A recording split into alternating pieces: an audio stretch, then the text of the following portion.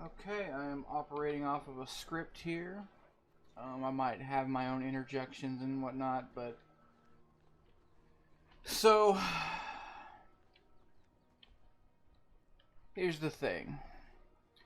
A couple of months ago, I was in the middle of a Splinter Cell Blacklist recording for my now defunct YouTube channel, and the Ubisoft app just decided to arbitrarily log itself out.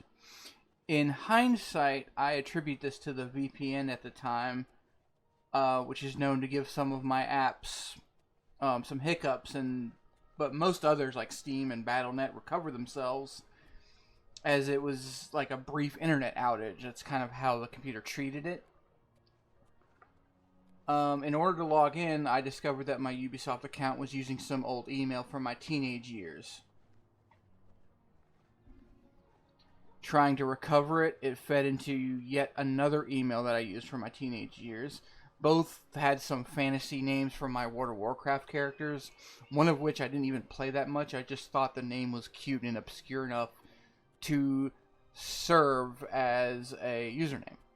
These two emails fed into each other in a recovery loop, but both held some cell phone number I no longer have. At the time, this effectively meant my Ubisoft account became defunct. And while this means I probably lost a few $100s worth of games and DLC, I hadn't really actively been playing much except for Splinter Cell. I was recording some of them for my YouTube channel. It was a loss, but I figured I did my time with most of those games. I never really beat Valhalla, but maybe I'll pick it up again on a sale. So, this came to bite me in a big way. I hadn't known at the time that one of those emails was also used in a similar recovery loop with Microsoft and Google, and we'll get to that. A few days ago, I got hit with a 1-2 punch of a Windows update and a power outage. I normally leave my computer on in sleep mode when I'm off to work. I don't really have an up-to-date internal SSD, so my boot ups are pretty slow. There was a storm and a power outage, and while that evening it took a hard reboot to get my computer running and back on the login screen, it did come back and I was able to use my computer for that night. The next morning I had something that Google results called the black screen of death. I saw my little blue loading cursor, but it never reached my login screen even after 3 hard resets. I brought it to Geek Squad that day, and it turns out I had a corrupted Windows update. I went to pick it up, and I was informed that while they did get back up all my data, they had to basically reinstall my computer to get it working again. Essentially, anything that ever had an install button was gone. Let me take care of this. Yeah, this I'm not voicing over. I'm actually like playing the game. So I contacted Yahoo support. And they basically told me to pound sand.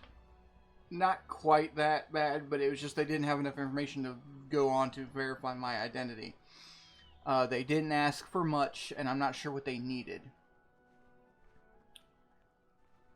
At this point of my description, you and some of my online friends have already asked a couple of recovery-related questions, and every answer was non-viable. A lot of it tying into an outdated phone number. That's what kept screwing me. For security purposes, Yahoo usually hides all but the last 2 digits, which is fine, but I ran into a couple numbers I literally have no memory of. I swear to you, these emails were literally pre-employment, like circa 2014, which was like around the time that I got my first job ever. Because this is off script, but I didn't have many games pre-employment for obvious reasons. Had a couple pirated things. I was playing a pirated Borderlands 2 when I got the call for the follow-up to my first job, and I bought the game legit with like my first paycheck. So I was poor. So this issue only started. I only started really needing emails once I became gainfully employed. All right, back to the script. It's not a total loss. I was able to get back into Steam, Discord, and two highly important emails that I do actively use, and thus they just have more updated information and more recent passwords that I was capable of remembering. I should be able to get back into my new Ubisoft account. I haven't gotten around to it yet. But so far I only have Assassin's Creed Shadows on that, and that's not really a current priority for recording and YouTube purposes. I'll get around to it. I still want to buy some of those games back when they hit like really big sales, if Ubisoft ever puts them on any decent sales. This whole thing has come with some unforeseen consequences, and the bad ones are obvious. There's a lot more bad than good, but generally I've been able to reconnect to some social circles like Steam and Discord, which would have hurt a lot more than losing the YouTube channel. So, yes, I have lost my YouTube channel of about 9 years. The oldest ones date back 8 years, but it's still a little bit more than that. And some change, as they say. I had 150 subscribers, 1,800 videos, an untold amount of views. To become a YouTube partner, I believe I needed 10,000 views, which I had just through that one Baldur's Gate 3 video where I had a full party playing instruments and playing all the songs, and that was pretty close to release, so that's why it got a shit ton of views. But I was still way beyond short of the 1,000 subscribers needed. I believe the math there is I was 850 subscribers. 8 years, 150, that's not a lot, but, I mean, I do this as a hobby. I wasn't making any money off of it. I'm still not going to make any money off of it, so it's like, whatever. It sucks to lose all of those videos for all, like, the various text edits. I mean, the account's not deleted. I could still probably go back and maybe take some notes. I don't know what kind of notes I would take, but they're still there. What else we got here? I still have this activate Windows watermark that you're probably seeing right now, and that will need to be resolved by a call directly to Microsoft, at least according to my brother. When I go into the Windows settings, it has this like error that says like, we cannot access the Windows activation servers or some shit like that. I don't understand it. I'm probably just gonna have to call them. I will have to go through a sort of relearning curve as I will continually tweak OBS settings because I lost all that. Remember when I said anything that ever had an install button is gone? So I only kept like raw files, and I'll get to that. Losing my Microsoft and Google accounts has untold reverberations. I lost many Google Docs related to gaming. I sort of dungeon master events in Elder Scrolls Online with like roles and stat sheets, and I have effectively lost the doc detailing various notes on my various events and locations, like difficulty checks and which enemies are where and the variable things. I lost all that. I'm going to have to go into Elder Scrolls Online and visit each and every single household and take notes again, one by one. Both of those docs were never really shared with anyone, so there's no links floating around.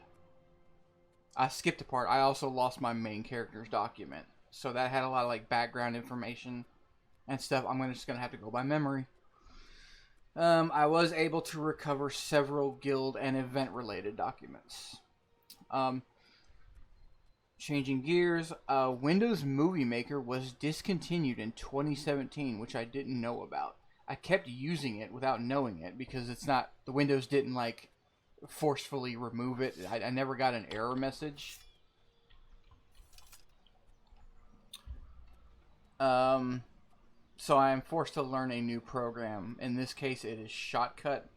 My brother wants me to really get into Shotcut. He raves about it. He said, "Oh, it's really easy when you get used to it," or "It went through repetition. I'll learn things." But it's so much more complicated than I'm used to, and I plan on researching alternatives. Like in comparison, I'm off script right now. In Windows Movie Maker, to do my text edits, I press one button, the word caption, and I can start typing my message. The only other extra buttons I had to do was have the text outline so it was more readable on various backdrops. And that's about it. I had to change the size, its outline, bold it, and then type the message, and that's pretty much all I had to do. Maybe center it at certain times. With Shotcut, I have to do like 7 different things just to start typing. it's kind of a mess, and the text outline changes in every cut, so I have to constantly tweak how thick the outline is, which it's weird. All right, I'm almost done here. For the good, it effectively, and I'm sure there's going to be more annoyances that will reveal themselves in the future, but for the good, this effectively uninstalled many extraneous programs and games that may have been bogging down my computer stability and storage. I mean, my main storage drive is back up above 3 terabytes when it was previously hovering around 600 to 900 gigabytes for a while. That usually depended on my recording videos, and I uninstalled some games every now and then. But the backup they performed allowed me to keep my downloads, my music, pictures, and art, as well as a handful of videos. But since I was pressed for storage, I would usually delete several at a time, which is why my Oblivion Remaster video starts at episode 16. So for any subscribers that are just kind of spotting this channel, that's why. Alright, so we are officially off script. That was the end of my pre-planned description. A couple things I might want to highlight. I'm going to have to keep tweaking my OBS settings to get the most stability. There is something that happens, my brother refers to it as compression, and I'm not sure if it's on my end or YouTube's. That's another thing Shotcut has. Windows Movie Maker allowed me to like save my movie files with a customizable like bit rate, so I could save my videos in very high quality.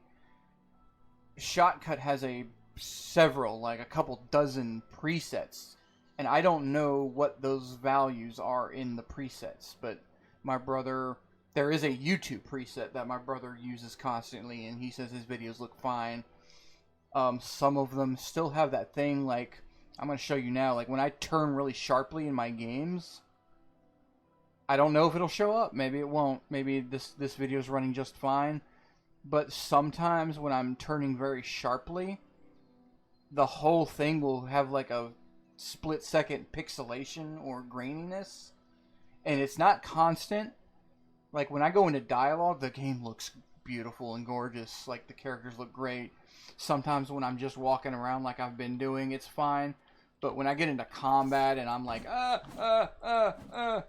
fighting, I'm freaking out, when that happens, stuff starts going wrong.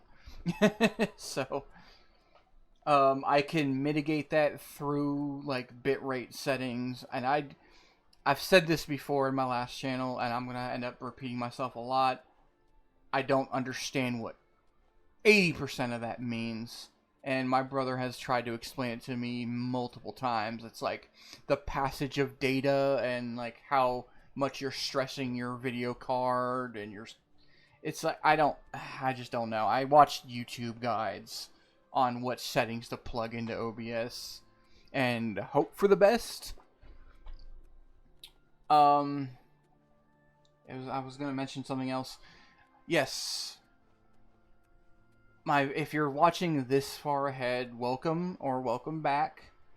One of the things I did want to mention is not every video will have commentary, and I grew tired of adding like a commentary or no commentary notation to my thumbnails. So some people are just gonna click and have to figure it out. Like with certain game titles, it's very long. Like I want to denote the game in the title so people know what they're clicking on. a lot of YouTubers don't do that anymore. Like Game Grumps used to do that. They don't. Maybe it's an algorithm thing. Maybe I don't have to be doing that, and that would save me some text and room to maybe denote if there's commentary or not. I don't know. I haven't really watched any guides on how to like grow my channel or any life hacks for the algorithm. I haven't really done any of that. Some videos will have commentary, some will not. I think as I'm restarting my channel, I might actually have to do more commentary videos than not, just so I can voice some of my thoughts again. But I am not really... I was talking to my grandmother the other day in the car on the way to work. I am not really somebody that has that drive, that need to like fill dead air with my voice. I'm an introvert. I don't like trying to fill the room with me, essentially. And that is a bit antithetical to like being a YouTuber. You want to talk, you want to engage. I've tried streaming in the past, but that aforementioned like graininess is near constant. Maybe it's because my computer's just not really set up for streaming as much as I would like it to be. At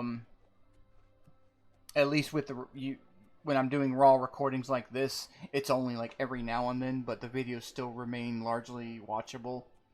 So that's why I've kept being a YouTuber instead of a streamer, even though I think being a streamer would probably be more profitable. I would probably build a base quicker that way, but I can't figure out the technology to do it. It's also that awkwardness is like while you're still building up a fan base, people want to click and watch a streamer like talk about the game that they're playing. I think it's awkward to talk to nothing. Kind of like what I'm doing right now, but it's more of a recording in the past. By the time you're watching this, I am at least talking to you. So I'm not necessarily talking to nothing. But on a Twitch stream, I can see the little eye icon with that number 1, which is me. So I can actively see that I am speaking to nobody. And I'm not necessarily recording and streaming at the same time. If I'm just streaming and talking, I am talking to nobody. And I don't like that. So it's not my style. So I am a YouTuber. I prefer to YouTube. I would like to someday figure out how to do like a VTuber model. Maybe commission a 3D model of some kind of character. I think we have a shoddy webcam here somewhere in a drawer that I could use to like detect my face and whatnot. I would rather not do that if I don't have to. Probably why I haven't really adapted to all of the current day YouTube algorithm stuff is probably why I haven't been able to get a subscriber base very quickly. I'm not too worried about it. It's a hobby. It's just something I like to do every now and then when I find time to do it. I am a part-time grocery worker. I do this on like days off. I get off at like 8:30 in the evenings. By that time, 30 minutes to cool down. By 9:30, my family is probably trying to rest or sleep themselves. So I can't talk as much. I can still record if I want to, and I did.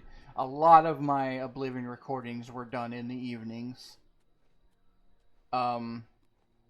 Which is why almost none of them have commentary. But that may change in the future as well as my grandmother ages a bit. She's healthy, but she is going to the doctor pretty often these days. She can walk, she can drive. She's mostly mentally clear, although I do have opinions on that as well. But whatever problem she might have, she's high functioning in most ways that matter. But she is still like 89 years old or something, so there will come a time, if you're watching this far ahead, there will come a time where there will be a break in videos entirely as I go through the life shift of losing my last safety net. Because once she goes, the house goes, and I do not know where I'm going after that. But what it will happen is I will likely lose internet a month after that fact when that bill stops getting paid. I'll have my phone and Wi-Fi, and so I can talk to people on Discord about my situation and get information that way. But my YouTube recordings at a certain point within like the next few years, but who knows? Could be tomorrow. Like you know that common phrase, like you could get hit by a bus tomorrow. You know, that kind of thing. I don't know what all of her health issues might be, but she if she keeps up with it, she's got a good few years. But she also might not. So that will interrupt my ability to record and stuff, obviously. Like as my life gets turned upside down that way. It's just something to expect, I guess. I think that wrap mostly covers everything I wanted to say. I really don't like this activate Windows thing in the corner. I can't get rid of that right now. I found a sort of like guide where you can like dig into some really obscure files, but most sources say that only hides it for like 3 hours and then it comes back. That still could be a useful avenue to do it for recording purposes, but for now I'll just have to deal with it. I think that's it. If I have any other thoughts, I might be able to just throw it in another video with a commentary. If you've watched this far, thanks, I guess. I know of at least 2 people that will watch. My brother will probably watch this. And an online friend will probably watch it to get the whole thing of the situation. I was going to say something and I lost my train of thought, which is why I did that script for a while. Oh yeah, I was going to talk about my videos. I have up to episodes... It started with episode 16. I have up to like 24. I have 2 more episodes after that still need to be edited and spliced together. But I'm going to have to do this one first and get this up so people know what's going on. So my Oblivion, I'm not done with Oblivion quite yet. I'm on a character here that might do some freeform. But you know what? I also might restart her again. In fact, this is only it's a 4-hour save. I kind of power leveled her a bit. So I could restart her and play the whole game again. And just for recording purposes. Yeah, I bet you didn't know this was Argonian, huh? So, that's it. I'm going to have to go splice this. If you watched this far, thank you. Welcome, and welcome back to anybody who might have caught my links. Until next time, toodles.